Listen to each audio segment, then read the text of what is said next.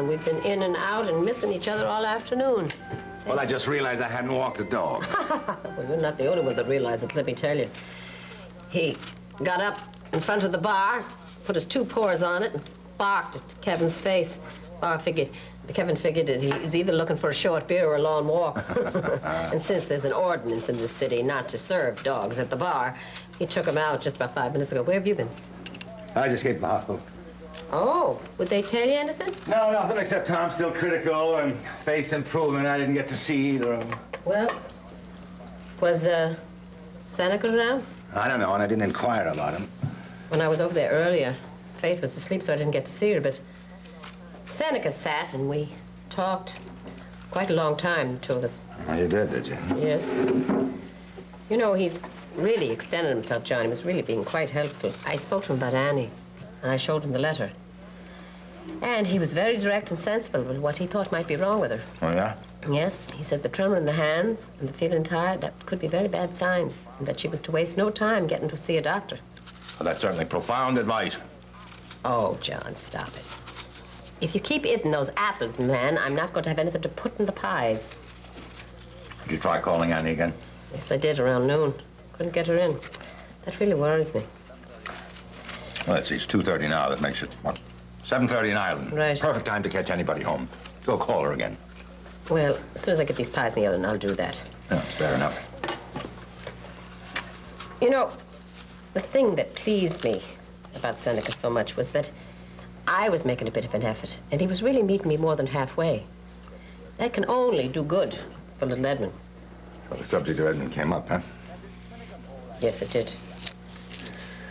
And did Seneca Bolak explain to you how confused Edmund's going to be with the idea that he's Frank's son and our grandson, huh? Well, John, that's a very valid point of view. I mean, if Frank could acknowledge his child, but he can't. I am sorry, lady, but Seneca Bolak's concern over Edmund's confusion leaves me a little bit cold.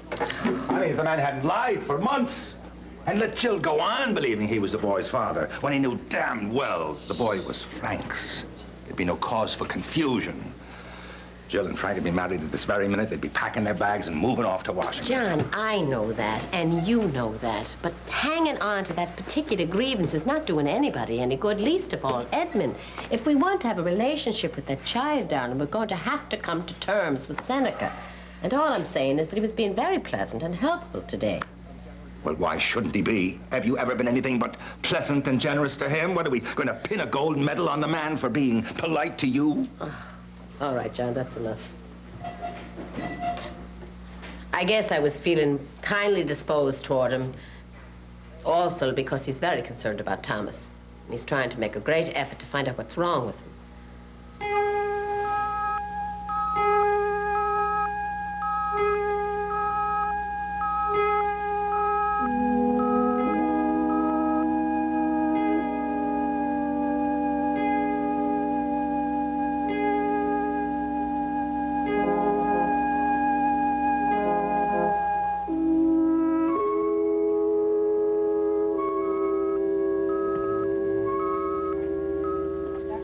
Miss Morris? How is he? Oh, he's about the same. His blood pressure's up a little, and he had a couple hours of real sleep this morning. Oh, is he lucid? Oh, in and out, in and out. He's in considerable pain. Tell me, has he said anything to or about someone named Teresa? No, not that I've heard, but he's been murmuring to himself a lot. Tom? You know who I am? Seneca. Right the first time. Feel well enough to answer some questions? I'll try.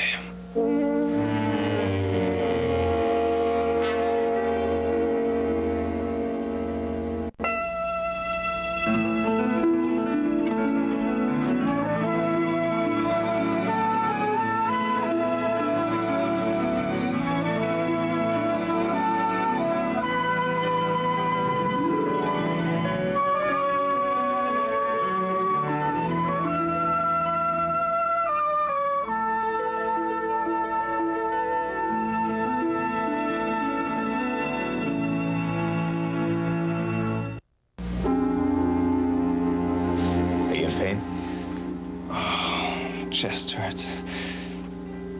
It's hard to breathe. Yeah, I'm not surprised.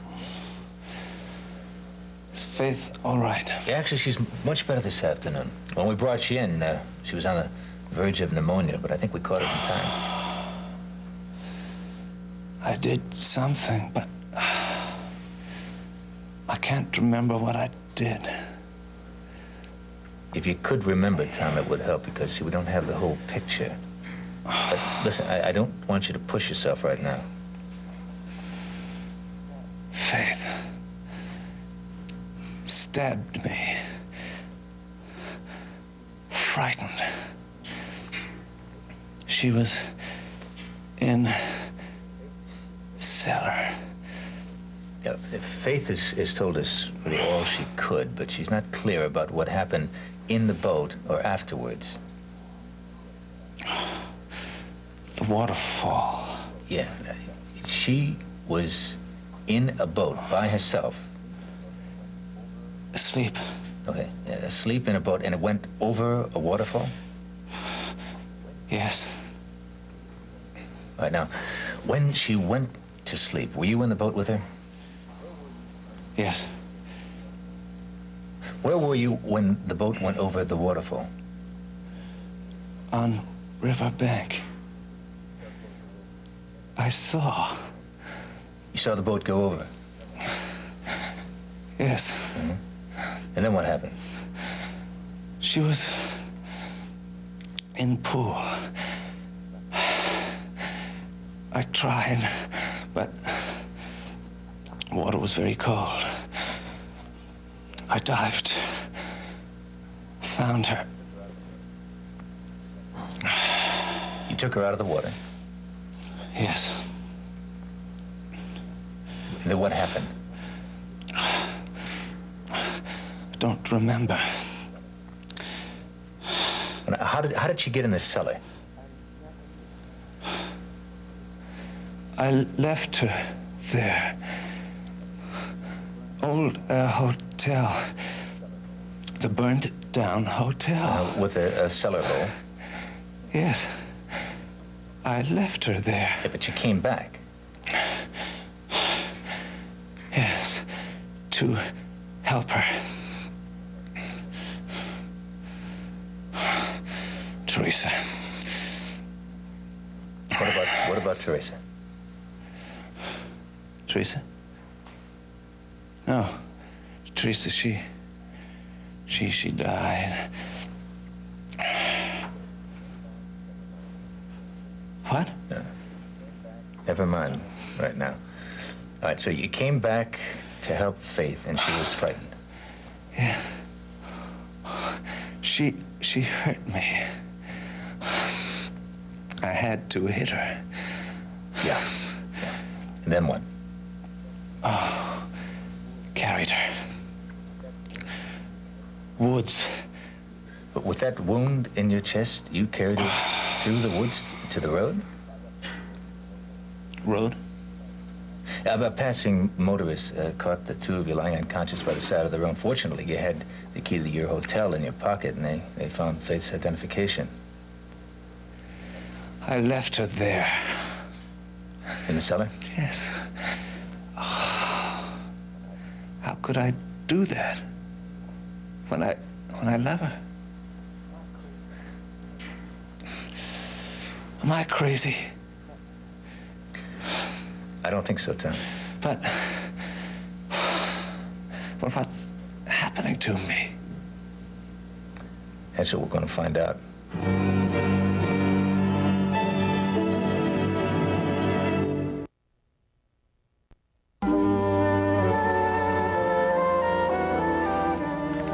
Well, do you want me to put the call through? No, darling, I think I'd enjoy doing that myself. What's that thing? Oh, that's the timer. Well, what for? Well, to time the call, John.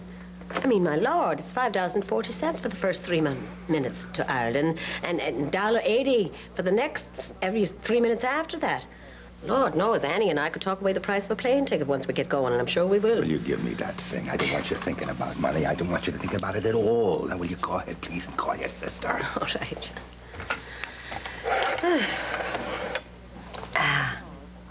Yes, operator. I'd like to make an overseas call to Ireland. Skibbereen, the Republic of Ireland. I'm sorry, thank you. She's getting the overseas operator. Yes, please. I'm calling Skibbereen Island, 664201. The area code's the same as Cork. Oh, yes, it's 212-555-0645. Thank you. I can't believe this. You pick up this instrument and you can throw your voice across an ocean, have people that you love hear you and talk back to you. I know, it's wonderful, isn't it? Yes. It's ringing, John. Oh. Hello? Annie, is that you? It's Maggie. Mother's down the road. Just a moment. Oh, Margaret. It's your Aunt Maeve in New York. Maeve! Maeve! Dear heaven, how are you? Is everything all right? Oh, yes, dear. Everything's splendid right here. Did you hear about your cousin, Francis, and the election? We heard about it almost as soon as you did. Mother has a friend on the Cork Examiner. He got the results and called us at 6 o'clock in the morning. Congratulations to you all.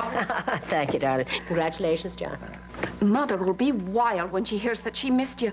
Should we hang up, do you think, and you can call back in another hour or so? No, darling. She's just down at a wake and she'll be home by 10. Oh, who died? Do you know the O'Farrells down on Dumas Road? Oh, yes, I know them all well. Joseph Jr. and the girls, they went to school to your grandfather. We knew the parents as well. It's old Joe.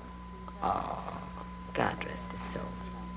Tell Agnes, give her my best and tell her how sorry I am. I will.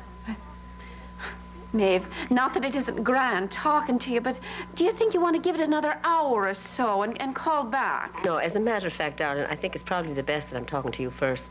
I got a letter from your mother, and I'm worried sick. Yes, she told me she'd written to you. Yes. Well, the business about the house and the land, God knows that's bad enough, but she mentioned in the letter that she wasn't feeling well, and she wasn't very clear about what was wrong with her. Oh, Maeve, she doesn't know what's wrong with her. You mean she hasn't seen a doctor? She has not. She refuses to go. Oh, Margaret. Maeve, I tell you, I've done everything possible. At the beginning of the summer, when she came down with the flu, she let me call the doctor then, and he came. He saw that hand and how it was trembling, and he said that after she got over the flu, he wanted to see her for tests. She won't make the appointment. Well, I saw him again in September, and he's tried to call her. And he stopped by on his way home one evening, and she promises to get round to it. But we all know she won't. Margaret, could it be money? That could be part of it, but more likely... More likely what, dear? I believe she thinks she's dying. Oh. Now, we all know how stubborn she is over things. Yes, we do indeed. Maeve, I'd be so grateful if you could talk some sense into her. Oh, I wish that we could get her here. Patrick would take care of the whole business. Wait a minute. John, do we have enough money to send a ticket to Annie to come over here? Of course we do. All right, now, Margaret, listen to me, and don't give me any arguments. I'm going down tomorrow to the airline office to make arrangements for a round-trip ticket for your mother to come from Shannon to New York. Now, you can probably pick that ticket up in Cork about day after tomorrow. Now, the trick is, of course, is to get her on the plane. Do you think that you can do that? I can certainly try, Maeve. God bless you. Thank you so much. Oh, don't thank me now, darling. We have to get her here first. I think I'll do better with a ticket in my hand when I take her on. All right. Now, the minute you know anything, call me, collect, please. But if you get any trouble with her, you tell her that I'll come over there. I will, Maeve. Thank you, and God bless you. All right, dear. Take care now, and I'll be speaking with you. Oh, thank you, John. There, now, you see, everything's gonna be all right. We'll get Annie over here. Patrick will find out what's wrong with her, and they'll fix her up. Yes. And then we'll see if there's anything we can do about the farm and the land. I love you, John. Likewise, I'm sure.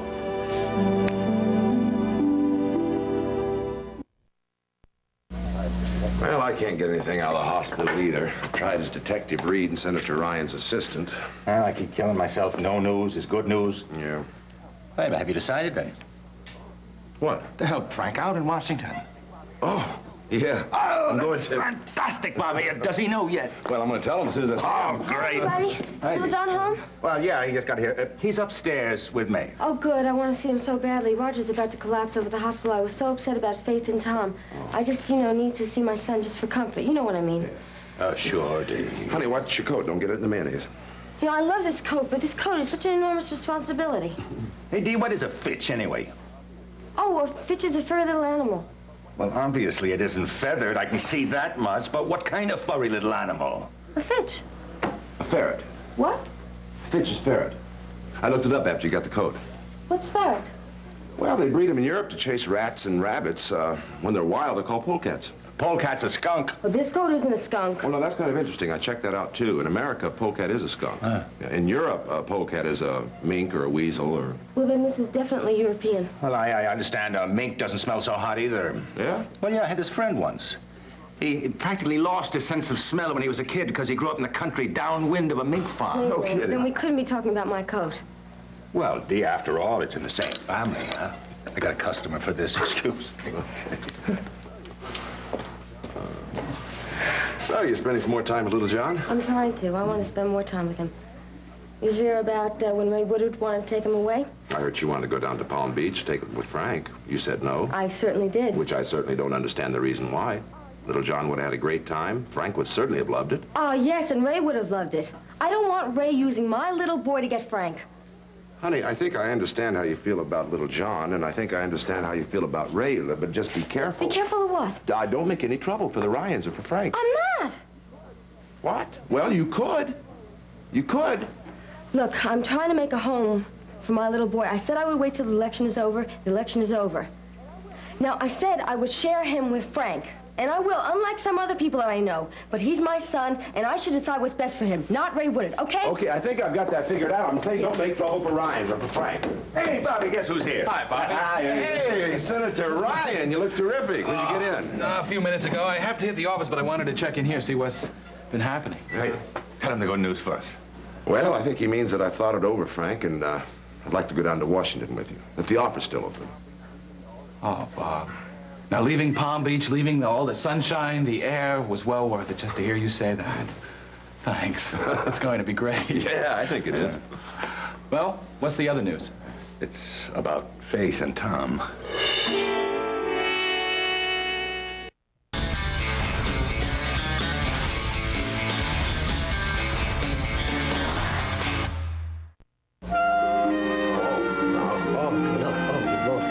Fine pair we make. Would you look at that, John? Wouldn't you say?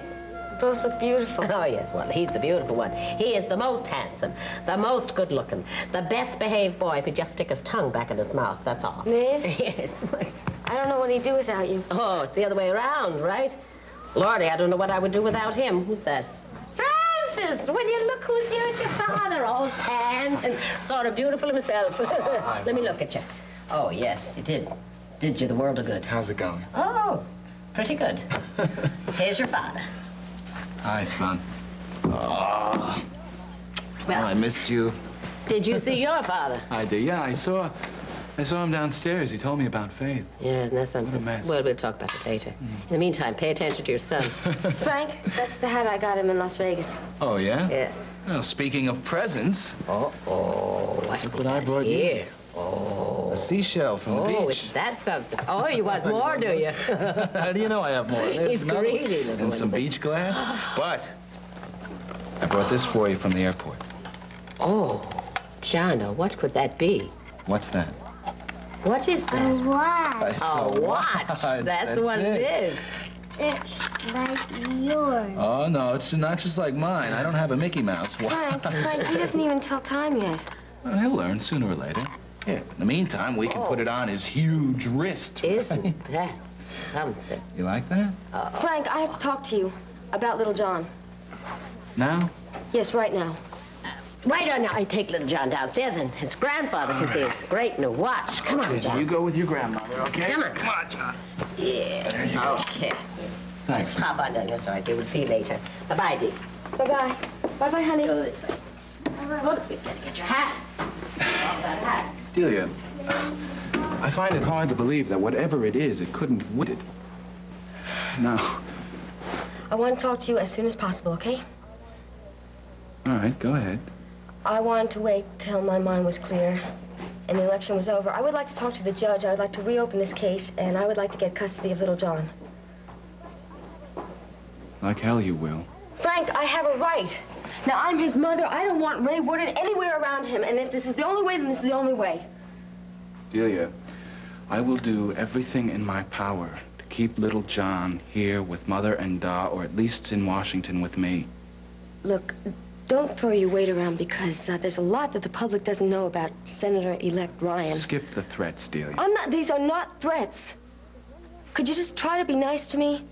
Because one morning you might wake up, and you might not have any sons, especially since Seneca's adoption of Edmund goes through. Hold it right... Seneca is doing what? Seneca is adopting Edmund. You didn't know that?